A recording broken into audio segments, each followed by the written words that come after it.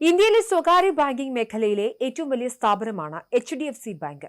2026 മാർച്ചിലെ കണക്കുകൾ പ്രകാരം ബാങ്കിന്റെ വിപണി മൂല്യം അഥവാ മാർക്കറ്റ് ക്യാപിറ്റലൈസേഷൻ ഏകദേശം 11.5 ലക്ഷം കോടി രൂപയാണ്.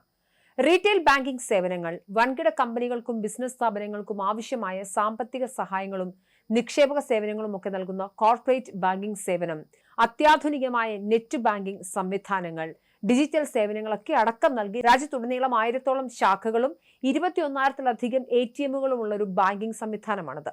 വിപണി മൂല്യത്തിന്റെ അടിസ്ഥാനത്തിൽ ഇന്ത്യയിലെ 1ാം സ്ഥാനത്തുള്ള സ്വകാര്യ ബാങ്കാണ് HDFC. രാജ്യത്തിന്റെ സമ്പദ് വ്യവസ്ഥയിൽ നിർണായക സ്വാധീനമുള്ള ഈ ബാങ്കിനെ ടു ബിഗ് ടു ഫെയിൽ അഥവാ തകരാൻ പാടില്ലാത്ത അത്ര വലിയ സ്ഥാപനം എന്നാണ് റിസർവ് ബാങ്ക് വിശേഷിപ്പിക്കുന്നത്.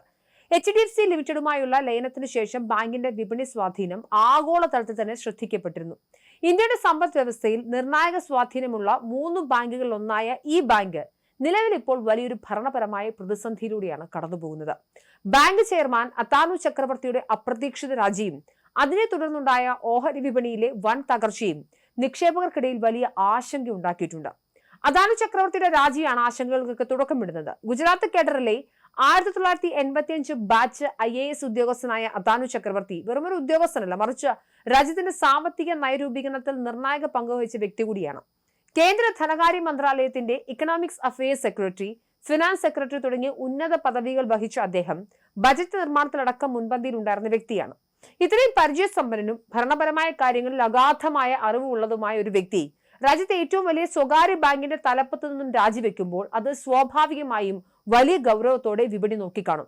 2021 അദ്ദേഹം ബാങ്കിന്റെ പാർട്ട് ടൈം ചെയർമാനായി ചുമതലയേറ്റത് ബാങ്കിന്റെ വിശ്വാസ്യത വർദ്ധിപ്പിക്കാൻ ഏറെ സഹായിച്ചിരുന്നു.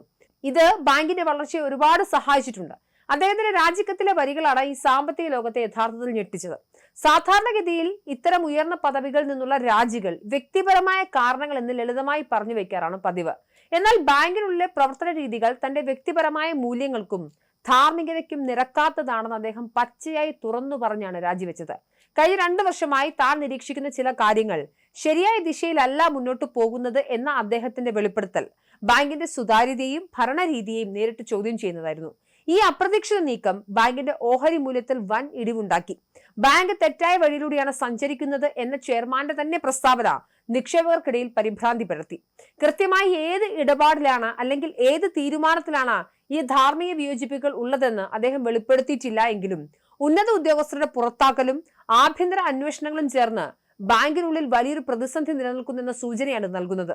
ഇതിനെ തുടർന്ന് ബാങ്കിന്റെ വിപണി മൂല്യത്തിൽ ലക്ഷം കോടി രൂപയുടെ നഷ്ടം സംഭവിച്ചത് ഈ വെളിപ്പെടുത്തലുകളുടെ ആഘാതം എത്രത്തോളം ഉണ്ടെന്ന് വ്യക്തമാക്കുന്നുണ്ട്.